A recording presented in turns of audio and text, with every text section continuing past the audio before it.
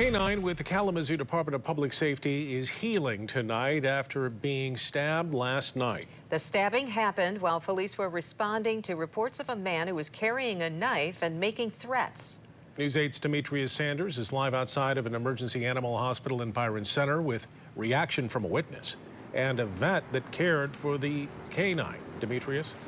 Well, when the K-9 was brought here for treatment, vets say that every single minute was crucial, and after a relatively short stay in the hospital, the K-9 is expected to be okay. He had a knife in his hand as well. Tuesday night, Kalamazoo resident Imani Bush was at her home near West Kalamazoo Avenue in Woodward when she says she heard a commotion outside.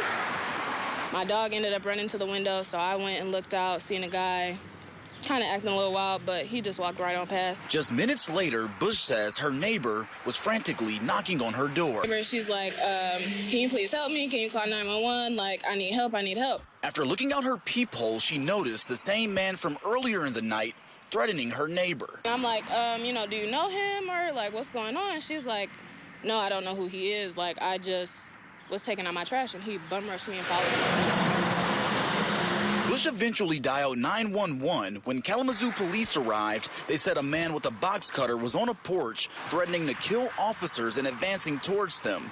Police were able to bring him into custody. 31 City. My dog's been stabbed. But not before he stabbed their K-9 Sledge in the neck, who was rushed to an emergency animal hospital in Byron Center.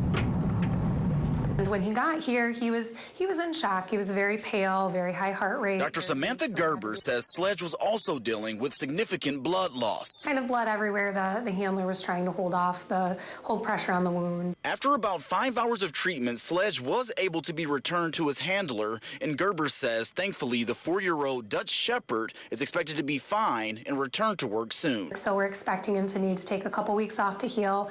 It's a pretty bad cut, but now that the bleeding has stopped and he's able to recover from it, he should make a full recovery. Now, the name of the man that stabbed Sledge has not been released, but he is 49 years old, and he's currently being held on several felony charges. But for now, live in Byron Center, Demetrius Sanders, News 8.